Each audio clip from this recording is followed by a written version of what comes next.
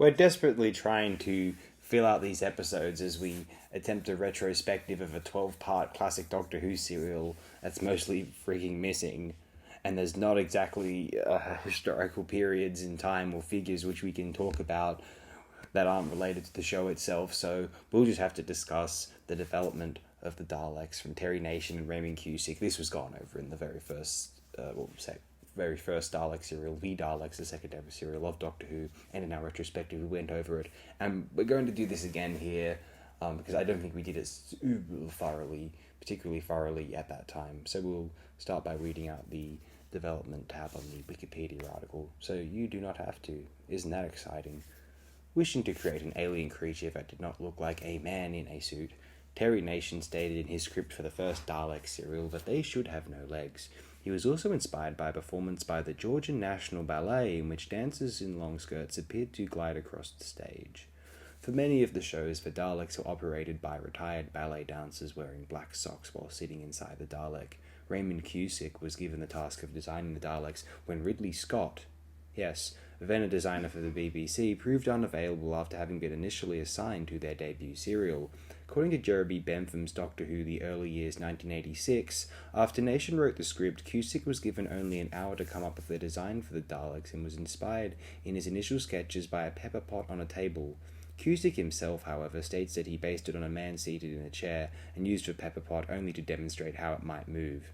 In 1964, Nation told a Daily Mirror reporter that the Dalek name came from a dictionary or encyclopedia volume, the spine of which read Dal-Lek, or, according to another version, Dal-X. He later admitted that this book and the associated origin of the Dalek name were completely fictitious, and that anyone bothering to check out his story would have found him out. The name had simply rolled off his typewriter. Later, Nation was pleasantly surprised to discover that in Serbo-Croatian the word Dalek means far or distant.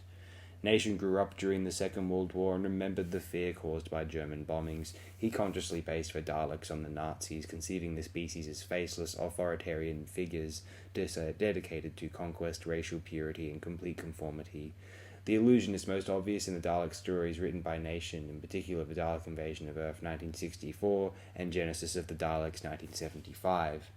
Before he wrote the first Dalek serial, Nation was a scriptwriter for the comedian Tony Hancock.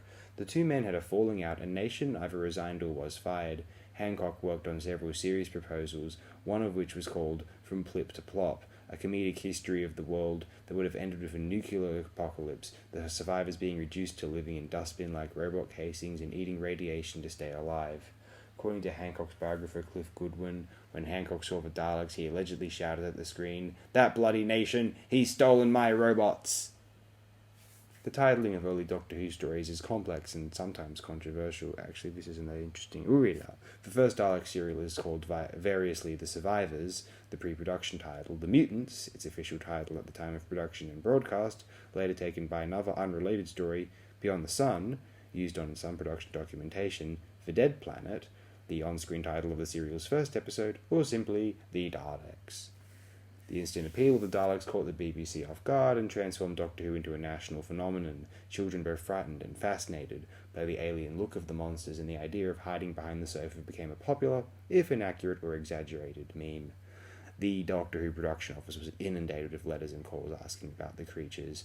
Newspaper articles focused attention on the series and the Daleks, further enhancing their popularity. If you wanted to use some Dalek samples in your recorded music or for your hip-hop beats, this Daleks Master Plan, this is really, really good for it. I'll recommend that.